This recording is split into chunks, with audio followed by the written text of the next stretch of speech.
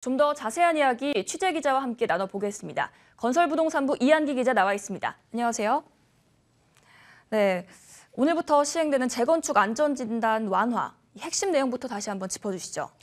네, 먼저 안전진단 평가 항목 중에 통과율에 가장 큰 영향을 미쳤던 구조 안전성 비중이 50%에서 30%로 줄었습니다.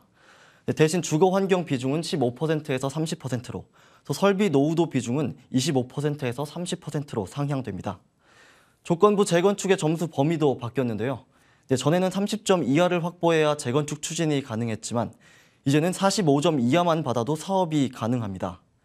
조건부 재건축 단지를 대상으로 의무 시행했던 공공기관 적정성 검토도 사실상 폐지됩니다. 지자체가 따로 요청하는 경우가 아니라면 재건축 사업 추진이 가능합니다. 이번 완화의 의미에 대한 전문가 의견 들어보시죠. 좋은 주택에 대한 것들의 니즈가 굉장히 커지고 있어요.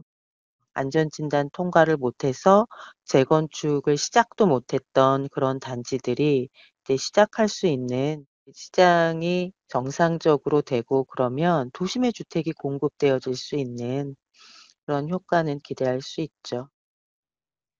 네, 안전진단 규제가 완화되면서 재건축 추진 단지들이 굉장히 바빠졌을 것 같은데요. 분위기는 어떤가요?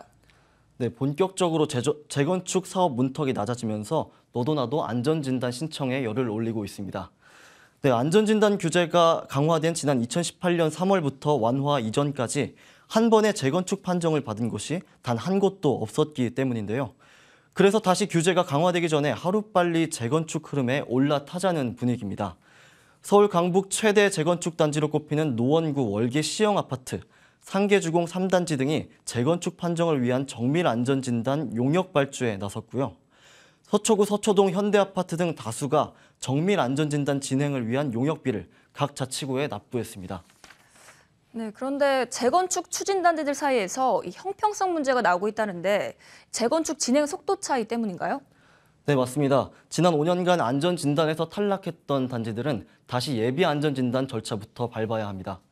이렇게 되면 비용도 만만치 않게 들어가는 데다 시간도 더 걸릴 수밖에 없는 거죠. 이 단지들이 그동안 강력한 규제에도 안전진단을 감행했던 이유는 재건축 판정을 받을 자신감이 있었다는 건데요. 바꿔 말하면 그만큼 노후화된 단지인 확률이 높다는 뜻이기도 합니다. 실제로 적정성 검토 이전에 안전진단 진행을 중단했다가 최근 다시 시작한 단지들의 상당수는 노후도가 심각했던 단지들이 탈락했던 것을 보고 통과 가능성이 극히 낮다고 판단했습니다. 이 단지들은 적정성 검토를 맡은 국토안전관리원 같은 공공기관에 보완 서류를 제출하지 않는 식으로 안전진단 진행을 미뤄왔는데요. 이 또한 공공기관의 권고대로 서류를 제출했다가 탈락했던 단지들이 형평성 문제를 제기하는 이유 중 하나입니다. 또 정부가 안전진단 완화안을 발표하면서 단지별 차등을 둬 속도 조절에 들어갈 수 있다고 언급했는데요. 한 발 늦은 단지들은 얼마나 더 뒤로 밀릴지에 대해서도 우려하고 있는 상황입니다. 네, 국토부도 그럼 이런 불만을 알고 있을 것 같은데 국토부의 입장은 어떤가요? 네, 국토부도 이 같은 상황을 인지하고 있습니다. 먼저 속도 조절 측면에서는 그렇게 걱정할 필요가 없다고 설명했는데요. 국토부 관계자 의견 들어보시겠습니다.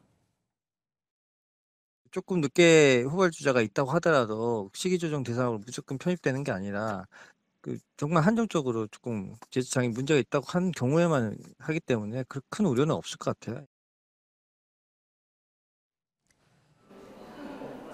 정부는 탈락 단지들의 안전진단 완화 소급 적용은 힘들다고 답했습니다. 적정성 검토를 앞두고 있는 단지들과 달리 탈락 단지들은 이미 재건축 불가로 행정 처분이 났기 때문에 법률적으로 힘들다는 설명입니다. 네, 탈락 단지까지 안전진단 완화를 소급 적용받기는 힘들 것 같다. 이 말씀이신 거죠? 네, 오늘 말씀 잘 들었습니다.